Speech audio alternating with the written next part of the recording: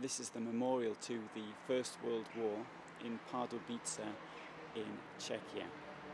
You can see what this town gave to the Austro Hungarian cause by the amount of names on it, and this is a town which I think, like many in Czech, what became Czechoslovakia, which was, to a certain extent, it was carried along by the war fever. At the beginning of the war, it was a town which had stayed loyal to Austro-Hungary.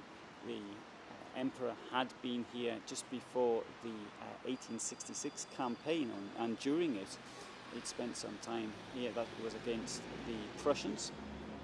The Battle of Sadova, Königgrätz, it was fought somewhat 35 kilometers to the northwest of here, the largest battle of the 19th century in the world. And if we take the number of participants, 450,000 people took part in that battle. 50 years later, First World War starts, or 48 years later, and as far as Pardubice is concerned, very quickly a hospital was set up near the railway station to take the injured from the front. The front was obviously the other side of the Carpathian Mountains in what is now Poland. As initially the Russians advanced into Austria, and then there was the counter-attack in Germans and Austrians in the Galician offensive of 1915.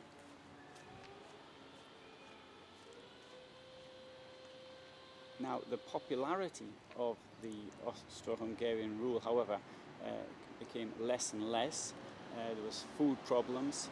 Food problems were caused by such things as the fertilizers, which were no longer available because the things that make fertilizers also are used to making explosives.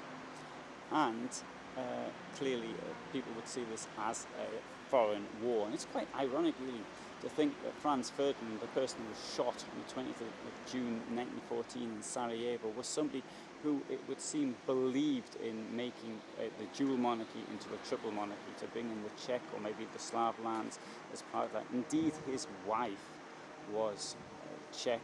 She was from Prague. And that was the reason why their children could not inherit the throne of Austro-Hungary. Now, as we move forward in time, something I think is worth pointing out from April of 1942.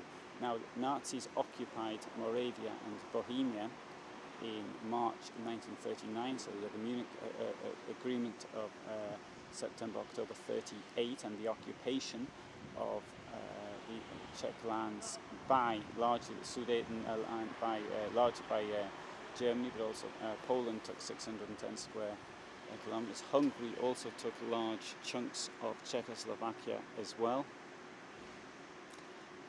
Von Neurath was a diplomat, became the protector of Bohemia and Moravia, and he was quite neutral as far as foreign powers were concerned, but Heydrich took over from him, a hardline Nazi. And one thing that happened was that Neurath had allowed a number of Czechs to say that they were Germans, and that would give them better food, larger rations, better job prospects. And once Heydrich took over, this was taken away from many people. Heydrich ordered every single person who signed the German lists to be re-examined. And in some places, as many as 89% were considered no longer German. Whereas, for example, in Pilsen, 75% of those who had become German were allowed to remain German. Now, when I look at this, I've got a question: how many of these people who had died for Austria in a completely pointless war would have been allowed to have even been German? Or, as you can see from the names, they're very typically Slavic names or Czech names.